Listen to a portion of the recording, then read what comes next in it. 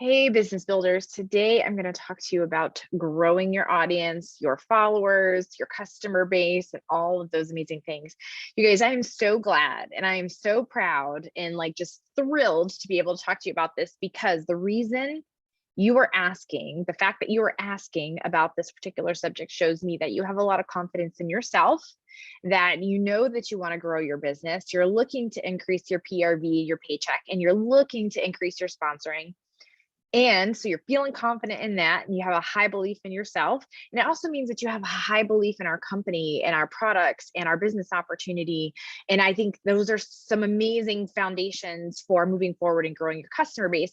But what it shows me is that you might not have belief in other people. And what I mean by that is belief that people want to hear about our fantastic business, or they want to hear about our absolutely amazing products. And so I want to take a deep dive into some of those types of things today, because I believe that we have quite a few how to meet people checklists already in our guide. And so I want to give you something just a little bit different. Okay. So the very first thing that we're going to do when we start talking about our audience and building our customer base is, first of all, having a really good idea of who we have now in our circle.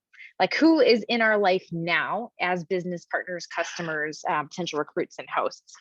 So the first thing you're going to do is get super boring, grab a pen, grab a paper, and go and look at how many friends you have on your Facebook friends list. Look at how many people you have in your VIP group, on your business page, followers on Instagram, followers on other social medias like TikTok or YouTube, and then actually take a look at how many customers you have and that you've had for the last 6 months. Now, why the last 6 months? Because that's a full catalog period.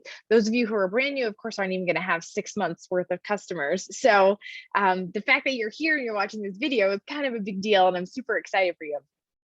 So when you add up all the people that you have in your circle of influence, even if you check through your email list, I didn't include that, your email list, your phone contacts list. When you go through and you look at all of the people that you have in your life, in your circle of influence, you might be surprised that so few of them are actually your customers. So the second thing we're going to do is we're going to talk about how often you're talking to people. This one's a super simple one that I actually talk about like all the time, is this idea that if you do something 365 times, it's bound to make a difference, right? That's what Jason said in our last 5 fundamentals of team building video. It's this idea that if I have a conversation with somebody once a month, it's going to have a very different impact than if I have a conversation with them once a week, or even every couple of days, or even once a day. We get the opportunity to have these conversations. We can actually grow our audience and can convert. I'm going to use the word convert our audience members, the people who are just kind of watching this out there on social media, into customers. So consistency is huge. When you're scanning your social and you're looking for how many people you have in those different places, you might want to kind of scroll through and see back, like, when was the last time I talked about that? Like, has it been 2 weeks since I've talked about my business? Did I share that there was a really cool wax launch that came out this past Saturday? And by Saturday, I mean Monday, of course. So really kind of be open and honest with yourself about where you're at, about how often you talk to your people. Moving on to the next thing, what you're saying to people. If you have a very big audience of people, but you have a very small customer list, I think somebody mentioned the other day that of her group, only about 10% were actually purchasing customers. I get that. I do. I've seen those statistics before. So then what you might want to ask yourself is, what am I missing to sell to them? Like, how am I not serving them? What do they need in order to convert from somebody who's just watching into somebody who's purchasing? And generally, that has something to do with them having objections that we haven't yet overcome, or having questions that they might not understand that they have, or that we for sure don't know that they have. So imagine you're in this group with 200 people and you're seeing this stuff come by. Maybe you've never seen Scentsy, smelled Scentsy, heard of Scentsy, much less been to a party. What questions do you have? Answer those questions for your people in your content. So one of the big things that happens to me quite a lot still is I'll go to ask somebody to host a party, and they'll say no, I'm not having people in my house right now, or they'll say no, I can't afford to right now, which is like, what makes you think you have to pay money to have a party? I don't understand. So the point is, based on their replies back to me, I know that they don't understand what it means to have a party. So one of the ways that I overcome my people not knowing what a party is I talk more about what a party is out in my regular big world social media. I might talk about how long my parties are, and how many people usually attend my parties, what the benefits are for my hosts, why somebody might want to have a party before considering joining my team. All of these things I might want to do out on my regular social media, so that my general audience is better educated as to what it is I am offering them, or what this opportunity is.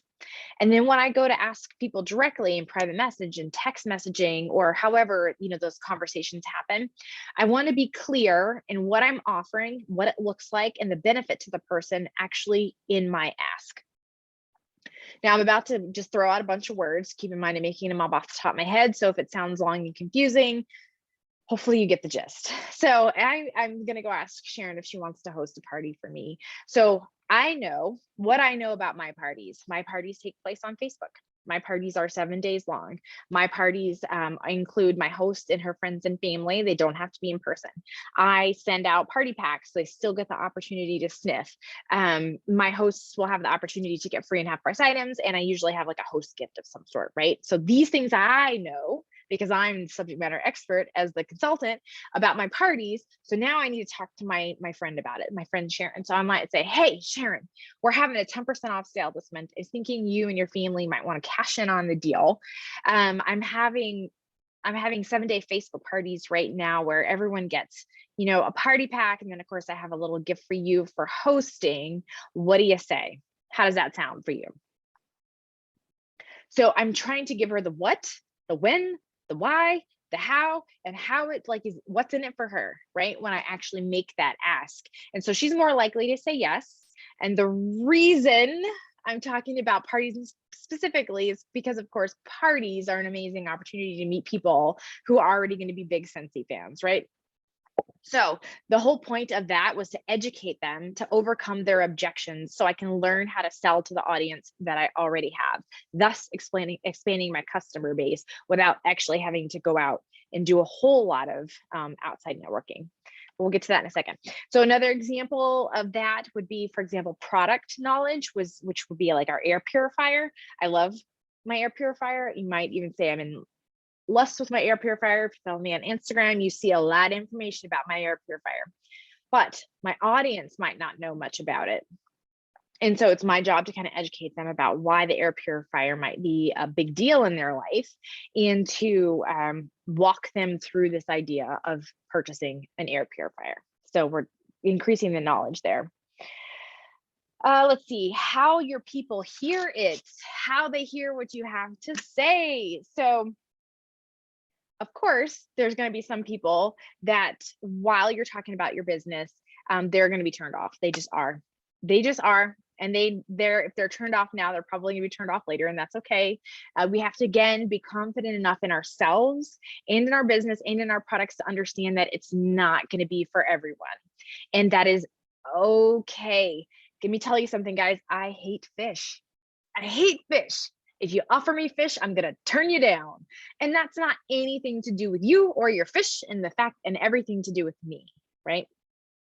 So when you hear no, or when you notice people coming around a little less often, just understand that it's not about you and our business and our products, and everything to do with about the stories that they're telling them in their head. So now in your mind, you're like, well, that's my worst nightmare. The fact that people might not follow me, people might not pay attention to me when I'm actually out there talking about my business. Because I know one of the reasons we might not be consistent and we might not be sharing is because we're uncomfortable actually talking about our business out in public. So the way that we deal with our thoughts on that, this idea of I don't want to be spammy, I don't want to bombard people, I don't want to whatever it is you think you don't want to do in order to grow the business that you're watching this video that tells me you do want to grow this business, is by making sure that whatever we're posting, whatever we're talking about, whatever we're saying about Scentsy is all in the name of service, answering questions. How can I get you the best possible value for this amazing product? How can I share with you something I love in a way that shows that you get the opportunity to experience it as well? How can I give you amazing customer service? How can I give you the best possible fragrance experience? How can I make this good for you? Notice I didn't say cheap, because we are here in a business. The best possible value in Scentsy land is first as a host or club, and second as a consultant, right? Those are the best possible values. So if you love your friends, if you love your family, why would you not want to give them the best possible value?